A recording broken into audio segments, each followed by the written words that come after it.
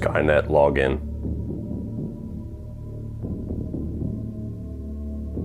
Mission accomplished. All targets eliminated. You forgetting somebody, asshole?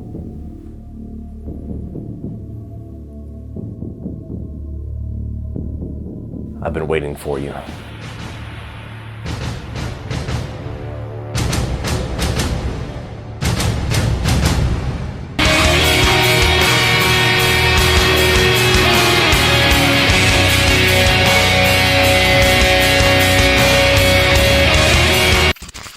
So Terminator Genisys tells the story of Kyle Reese being sent back in time by John Connor to save Sarah Connor, only to find out that the future and their fates have been drastically altered. Well, we're here, everybody, the final Terminator review before the new film Terminator Dark Fate, which has already been released overseas, you sons of bitches. Terminator Genisys. This is a film that I've only seen once. I went to see it in theaters, had very low expectations walking into it because of just the marketing itself didn't really sell me. The reviews walking into it before I saw it didn't really sell me. And having such low expectations, I moderately enjoyed it in theaters. Wasn't great, wasn't terrible. Just one of those movies where I'm like, okay, I can throw this on and have a decent enough time with it if I want to, but it's nowhere near the godlike status of Terminator 1 and Terminator 2. Now, it's been a few years, just rewatched the movie this morning. Have my thoughts changed on Terminator Genisys? Starting right off with the positives, I have to give this movie credit for trying to do something different. It didn't go the Terminator 3 route to where people didn't like Salvation, oh, we want Arnie back, so then they go back and then just try to do the same old formula again. They bring Arnie back, and I'll get into Arnie, but they try to do something different. They go back, they revisit a few of the events, the locations, like direct recreations of scenes from the first movie, and try to alter the timeline a bit to go into a new direction. They change the villains to a certain degree. They bring in some new versions of Terminators. I like the fact that the movie tries to do something different. Not all of it succeeds, and I'll get into that, but you have to give credit where credit is due that they didn't just go the easy route and say, okay, bring that copy and paste Terminator formula back. There's also some pretty damn good action in this movie. There's a lot of action throughout. You get, the Terminator versus Terminator action of people slamming each other through walls. You get helicopter chases, you have car chases, you got explosions. You get some of the classic action of the T-800, and you get some of the T-1000 action back. Then you have the new Terminators that come in that bring in a little bit of a different mix to the Terminator fighting. Some pretty entertaining shit all throughout. And at the end of the day, if you watch this movie for that, if you watch it as just a Terminator film, not necessarily something that needs to measure up to the first two, you will be entertained. Run!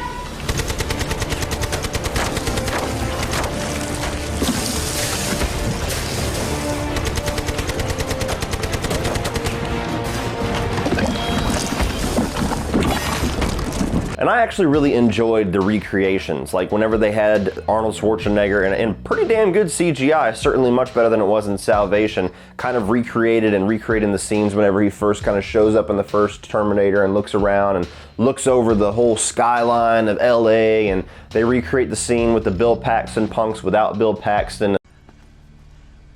Nice night for a walk. Wash day tomorrow. Nothing clean, right? Nothing clean. Right. Yeah, I think this guy's a couple cans short of a six-pack.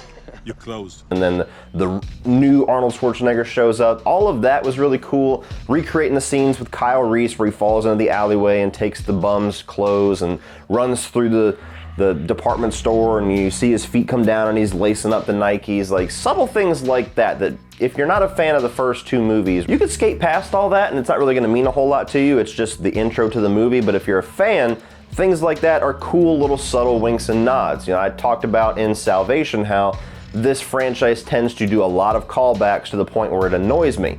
Recreating lines over and over and over again. And we get one in this one. We get an I'll be back in this one.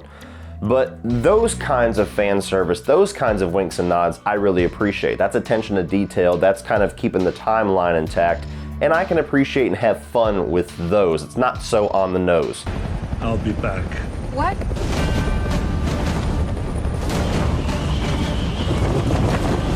Arnold Schwarzenegger, I think he does pretty damn good in this one. The T-101 or T-800, I'm not sure which model he is, but the Terminator that he plays in this one kind of has a different role than he's had in the other ones. It's almost like an extended role of what would have eventually became of his character in T2 had he not dropped himself into the molten liquid.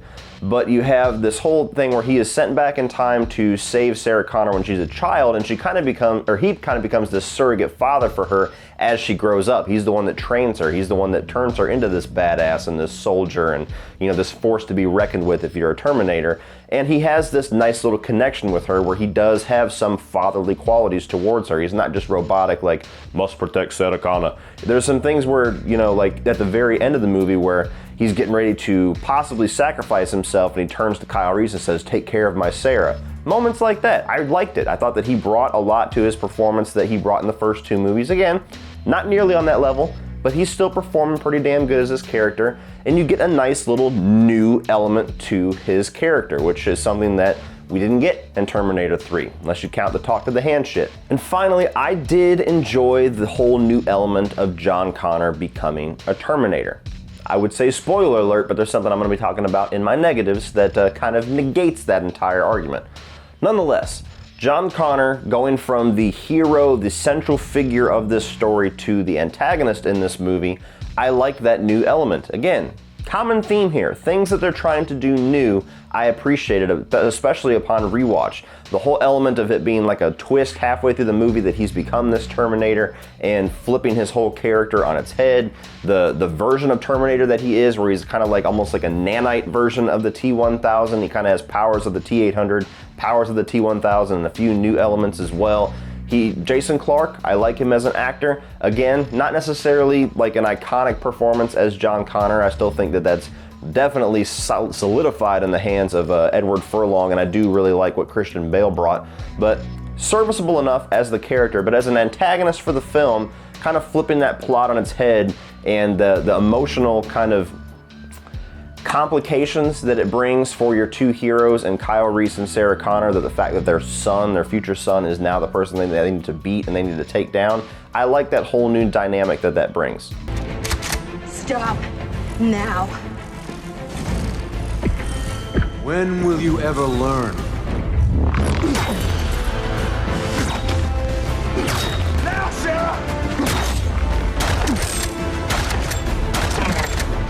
Now moving on to some mixed elements, the main one is the casting. Now, none of the casting in this movie I think is god-awful. Like, you have Emilia Clarke cast as Sarah Connor, and she does pretty decent. She's a very good actress, she's great on Game of Thrones, and there's parts of this movie where she's really good in the character, where you feel a little bit of a new element that she brings, but there's also a large element of her performance that feels like a Linda Hamilton impersonation. Come with me if you want to live.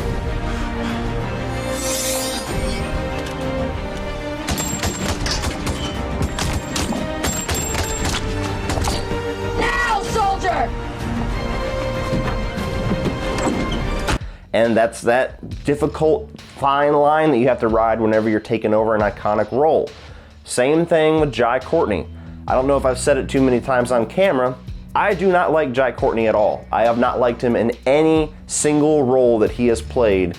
Maybe Suicide Squad is a small exception, but that's just a wild, character that he can kind of do whatever he wants with, and I'm not really gonna be too judgmental on it. Any other movie that he's been in, fucking Good Day to Die Hard, he's terrible in. At best, he's wooden. And at best, he just doesn't really bring anything to it. And when you get him in this, again, he's not terrible. He's decent in this one. He's not nearly as bad as I expected him to be in the role of Kyle Reese. But he's not Kyle Reese.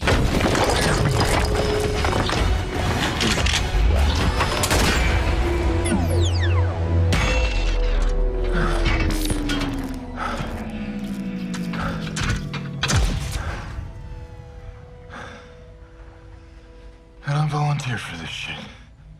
He's not Michael Biehn. He doesn't even have any of the elements that Michael Biehn brought to this character. He's a completely different version of Kyle Reese, which again, that's that whole fine line where you gotta, do I do something new? Do I do an impersonation of what came before? Do I do a mix of the two? And the reason why that is mixed for me is because I don't know how much better you could have gotten when you're recasting such iconic roles. When you have roles like that, like Sarah Connor and Kyle Reese, or even the T-800, probably to a much larger degree, you're kind of fighting a losing battle trying to recast those roles, because you're either going to get an impersonation and we don't like it because it's not that actress or that actor that they're trying to impersonate, or they do something new and we don't like it because that's not the character that we know. And even beyond like performance-wise, this is just a superficial thing. The body types of these two actors just don't fit these roles for me. Emilia Clarke is way too small, Jai Courtney is way too tall, maybe even, Sarah Connor or Linda Hamilton might have been the same height as Emilia Clarke, but because Michael Biehn was probably shorter than Jai Courtney, I don't know. But the size difference just doesn't jive for me. As somebody that loves the first movie, Jai Courtney being way up here, like that scene where they have the cops theme going and they've got Jai Courtney against the wall and he's like 6'3", and then you got Emilia Clarke and she's like fucking down here. Like, it's such a size discrepancy that it's weird for me. It's that uncanny valley where I'm like, nah, no, that's not them. Another mixed element is going to be the fact that they decided to go back and kind of alter the timeline. Now, while I like revisiting scenes from the first movie and I do appreciate the level of recreation that they took and I had fun with it, and then I appreciate the fact that they're trying to do something new by changing what we thought we knew, at the same time, I really do not like it when a movie negates a much better movie. Like when you had Alien 3 that basically said, fuck you, Alien 2, the whole ending there doesn't really matter. We're gonna go do this thing and everybody dies. When you get to Terminator Genisys and it basically says, yeah, all those events in Terminator 1 and Terminator 2, yeah, those don't count anymore. You get the first 5 minutes of the first Terminator and now we're the actual timeline you need to follow. Nah, you're biting off more than you can chew trying to say that. And my final mixed element is all of the questions that they leave open for this movie. Now, they had intended this to be the first chapter in a new trilogy. Obviously, since we have a new movie coming out that negates all of that and goes back to T2, we know we're never going to get those films because this was just such a disaster success-wise. But I like the fact that the movie gives you enough to chew on, to make you wonder, to make you think, to make you want another movie. And, if we never got... If this was an alternate timeline right now, and we didn't have Dark Fate coming out, part of me would want to know those answers. Part of me would be okay with a sequel to Genisys that maybe they would learn some lessons and do just a little bit better with. But we're never going to get that, so that's why it kind of drops into a mixed element. Is now, anytime you watch this movie, there's going to be questions that you're just never going to get the answers to. And there's not, it's not the type of questions where you could formulate your own answers where you're like, I can just kind of fill in the blanks and have my own little fan fiction version of what would have came. No, there's questions that get arose like who sent the Terminator back to save Sarah Connor in the first place, that there's probably a big reveal that was planned for a second or a third movie that you might as well not even bother yourself with trying to figure out, because who the fuck knows. Now moving on to the negatives. That comedy from T3 kind of pokes its head back in here. Not quite as prevalent, but the whole thing about the Terminator smiling, like, nice to meet you. There's like 2-3 scenes with that.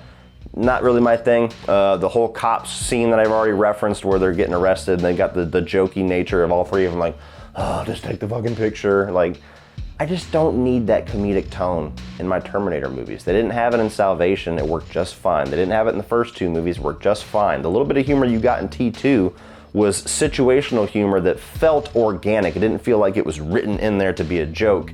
It was just the awkwardness of Arnold Schwarzenegger's character, and it worked. When you insert humor, it just really undercuts the tone of this entire franchise to me, and it just doesn't work. I also think that the plot in this movie gets overly convoluted. Now again, maybe they were gonna answer that and tie up all those loose ends and it would make perfect sense with a second or a third movie, but watching this as its own thing, there's a lot of elements to twisting the timeline around, to, characters that show up with John Connor and Kyle Reese when he's getting ready to go into the time displacement unit that, how the fuck did they get there in the first place? The Matt Smith character, the whole thing about the Terminator going back and killing Sarah Connor's parents, and like, where did that come from?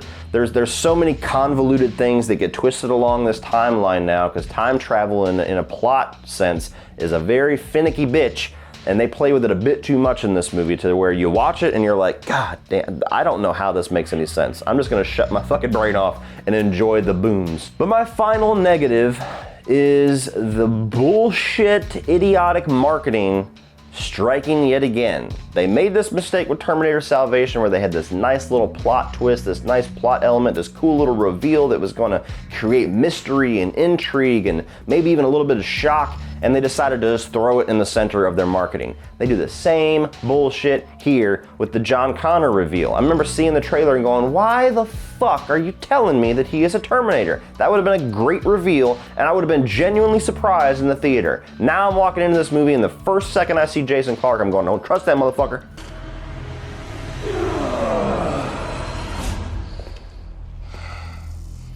That hurt. Was that pain real, or was that a trick of memory from when I was less?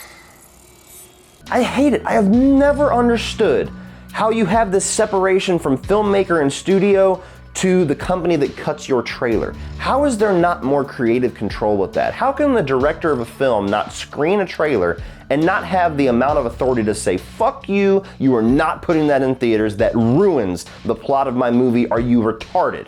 How is that not more of a thing? You got some directors like Christopher Nolan that have total control over their trailers, but how do studios not have enough control to be able to keep shit like this out more often? Because it's becoming more of a modern problem with trailers showing way too much. Now these are extreme examples, these two Terminator films where they give a gigantic reveal in it, but I mean we got it most recently with the Pet Sematary trailer. I was like, why?